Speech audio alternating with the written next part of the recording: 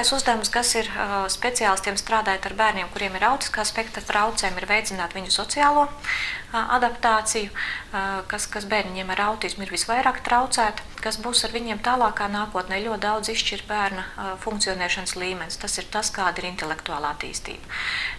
Tiem bērniņiem, kuriem ir attīstīta valoda, protams, ka šīs prognozes ir labākas. Ja? Un tāpēc mūsu mērķis ir aiz iespējas ātrāk panākt to, lai attīstās valoda. Visideālākā gadījumā agrīnā intervences, tas nozīmē strādāt ar bērnu jau līdz 3 gadu vecumam. Ļoti agrīni diagnosticēt traucējumus un ļoti agrīni sākt ar bērnu strādāt. Bērniem ar autiskā spektra traucējumiem visgrūtāk ir šī vides maiņa. Un to mēs arī redzam 1., 2., 3. vizītē pie mums, ka bērni ir ļoti satraukti no tā, ka viņus ieved svešā nezināmā telpā, ved pa svešiem gaitiņiem, ieved vienā kabinetā, pēc tam varbūt vēl 2. un 3. Un bērniem ar autiskā spektra traucējumiem tas izpaužās kā ļoti lielā tādā, satraukumā, uzbudinājumā. Viņi var raudāt, kļūt agresīvi pret sevi vai apkārtējiem, nevar nomierināties, un līdz ar to reizēm šāds bērns atstāja daudz smagāku pacienta iespēju nekā tas ir patiesībā. Tā labākā sagatavošanās droši vien būtu vecākiem tad pirms tam atnākt pie mums, ja, un, kā zinām, bērniem ar autismu ļoti palīdz piktogrammas, tās ir dažādi attēli, ja, kur viņu iepriekš informēt par to, kur viņš nāks un kā tas izskatīsies. Arī saviem pacientiem mēs to nodrošinām, ka nofotografējam pirms tam, kāds tad būs ārsta kabineta durvis, kāds būs iekšā izkārtojums kabinets, tāpat arī psihologa kabinets, logopēda kabinets. Un tas nozīmē, ka principā gan nav vairs nekādu uzvedības traucējumu un lieka satraukumu.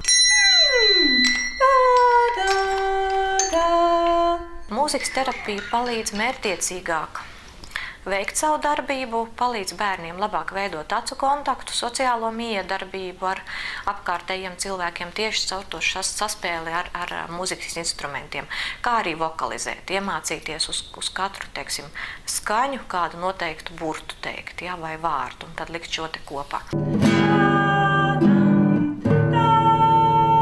Mākslas terapeiti, vairāk darbs ar lieliem bērniem, ja bērniem ar autiskā spektra traucējumiem, tad vairāk bērniem ar Aspergera sindromu strādā mūsu mākslas terapeiti. Jo bērnu vecuma specifika ir tāda, ka viņiem ir ļoti grūti savus pārdzīvojumus un sajūtas izteikt mutiski, kā tas būtu pieaugušam cilvēkam, ejot uz konsultācijām pie psihoterapeita, bet daudz vieglāk ir caur zīmējumiem sākt runāt par problēmām, par to, kas notiek mājās vai skolā. Deju kustību terapija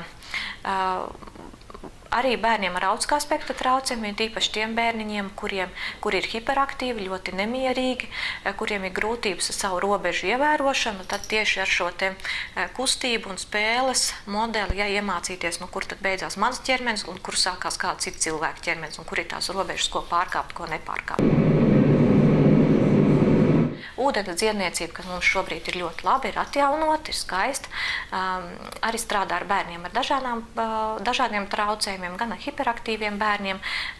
Ir tāds relaksējošs ūdens dziedniecības procedūras. Šobrīd bērnu psihiatrijas klīnika un psihiatrija vispār vairs nav saistām tikai un vienīgi ar medikamentozo palīdzību. Ja? Un tā vairs nav ārstēšanās slēgta tipa ārstniecības iestādē, ja? Kas uzreiz automātiski nozīmē to, ka bērnam nākotnē ir ļoti liels grūtības iekļauties sabiedrībā, mācīties izvēlētā specialitātē, saņemt autovadītāja apliecību. Psihiatrija ir jau daudz tuvāk sabiedrībai, humānāk, un kur paralēls šai medikamentozai terapijai vienmēr ir arī psiholoģiskā palīdzība, sociālā palīdzība, rehabilitācija, lai veicinātu gan pacienta veiksmīgāku iekļaušanos sabiedrībā, gan arī sniegtu vecākiem vai aprūpētājiem adekvātu psiholoģisko palīdzību.